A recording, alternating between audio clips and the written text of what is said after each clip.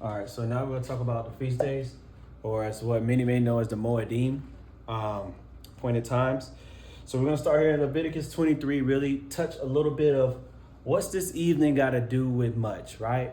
Why is evening significant?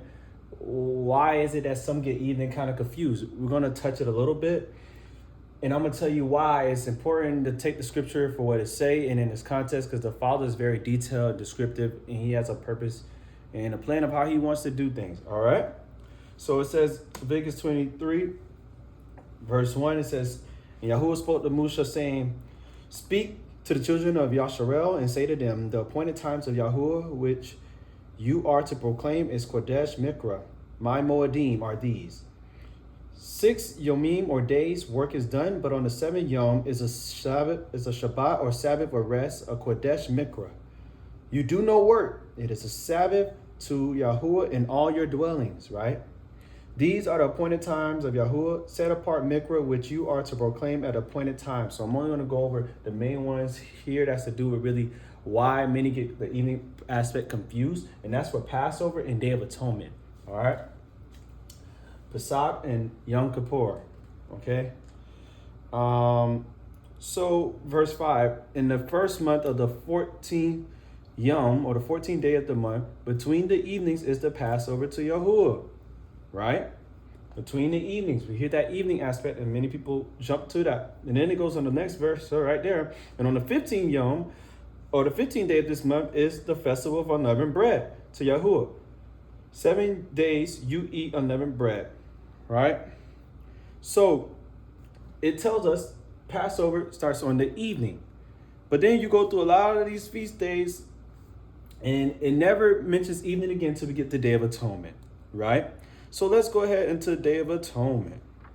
When we look at Day of Atonement, it says, verse 27, on the 10th Yom of this 7th month is the Yom of Atonement, or the Day of Atonement. It shall be a Kodesh Mikra for you, and you shall afflict your beings, and shall bring an offering made by fire to Yahuwah.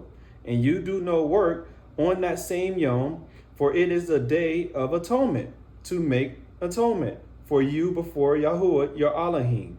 Right? And I'm going to read verse 29. For any being who is not afflicted on that same day or Yom, he shall be cut off from his people. And any being who does any work on that same Yom, that being I shall destroy from the midst of his people. You do no work, a law forever, throughout your generations and all your dwellings. All right. 32. I'm going to keep reading here. It says, it is a Shabbat of rest to you, and you shall afflict your beings on the 9th Yom of the month at evening, from evening to evening. Right? At evening, from evening to evening, you observe your Shabbat, right? And so there is where many people get the idea that a day begins at evening. Also a little bit in Genesis chapter 1, some get the idea of that from there as well, but a lot of individuals draw back to here, Leviticus 23, and it gets often confused, right? Well, Passover starting at evening is significant, where you can also see, I believe, in Deuteronomy and other aspects of where he breaks down the importance of why he wants to start evening. That's what he chose. He didn't mention that for a lot of other feast days besides also Day of Atonement, right? Passover, they left night. He said, put your sandals on when you eat this. It's very symbolic. He's teaching you how he brought us out of Israel.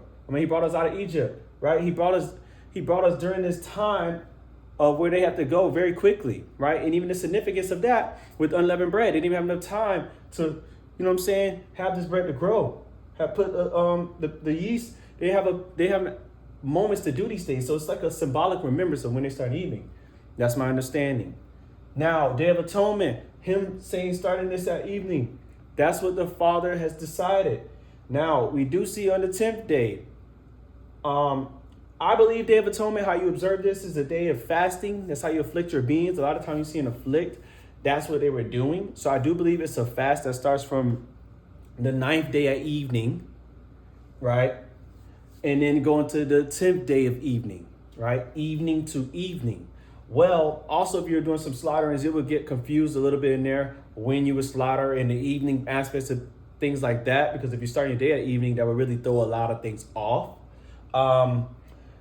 In counting even certain days. So evening to evening would be the ninth day, starting or concluding really that day and going to the evening portion would start that fast, and you would go all the way fasting to the 10th day of evening and conclude the fast, right? You go ahead and break bread after that fast and that festival. And just remember that this is a time period of atonement. So that's what they were doing, afflict themselves, right?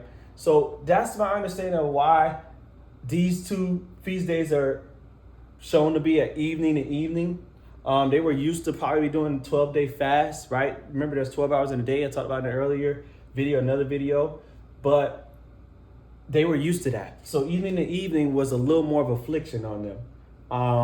Not eating that evening all the way into the next following evening, giving them a longer duration of time of fasting, a 24-hour fast in that case. That was giving them a 24-hour when they may have been used to sunrise to sunset, right? Or morning to evening, right? That may have been what they used to. So them having to fast from evening to evening would probably have been a little different for them.